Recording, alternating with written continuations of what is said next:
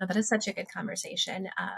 I find that with this topic, it helps to start at the end and work our way back. So many of our clients in particular, like we deal with a lot of B2B SaaS companies or other ones who accrue their revenue on a monthly revenue basis.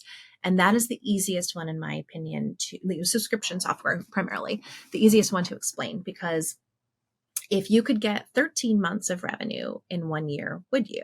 It should be an obvious answer to that one if we're doing things right. So when you start thinking from that perspective, you can loosely start to understand the importance of deal velocity.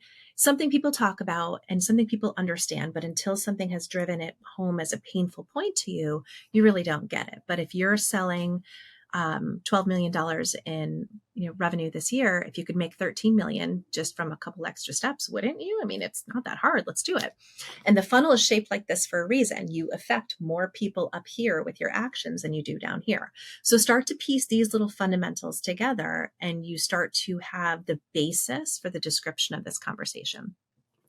The fundamental belief that I work with my clients to understand and will often help them with an actual buyer journey project on this is if you are doing your job right, by the time somebody has come to a conversation with your sales rep, and keep in mind, this happens way later in the cycle than it did even 2 years ago, never mind 5 or 10 years ago.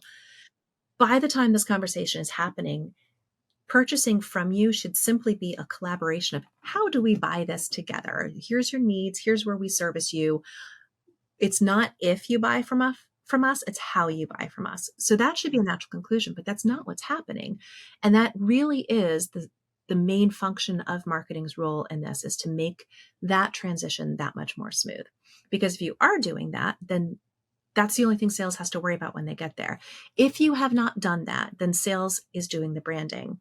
And nobody, if you say that out loud, that's crazy. Sales shouldn't have to be doing branding, but that's exactly what they're doing. If you didn't establish the brand, two people are doing it, either your competitors or the sales reps. Neither one of them is good for revenue.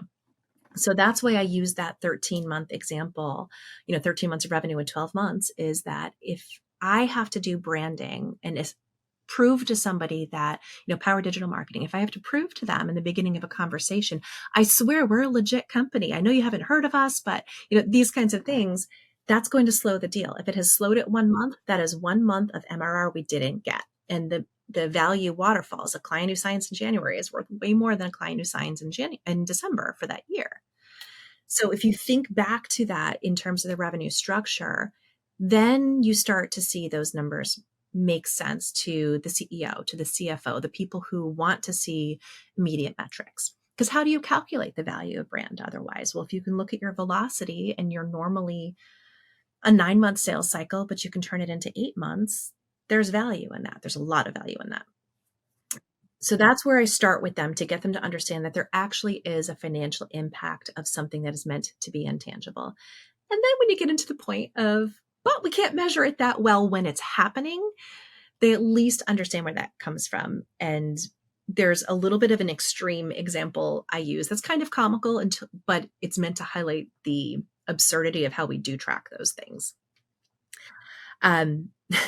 I've started a conversation and I've talked about this on my soapbox many times, but I had a fever dream last night. This is how I buy my software. I had a fever dream last night and I thought of this pain point I didn't even know I had. And then I dreamt of this company and then I went to their website that just happened to be there, the one I dreamt up that I didn't know about. And then I filled out a form for them to contact me and then I bought. According to how we attribute revenue, that's how it happened. I mean, that's the only conceivable way because my lead source, my first touch was the web form. And I might have had last touches where I then downloaded a white paper and things like that. But we don't know what drove me to the site. And there are new tools out there that can help with this. They can shed a little bit of a light on some of those pieces. But that fundamental, this is not how people buy education is what has to happen really kind of across the C-suite, I think, to free up marketers to do the best practices that they know are what works. But honestly, they get too much pressure or they're too afraid to put into motion.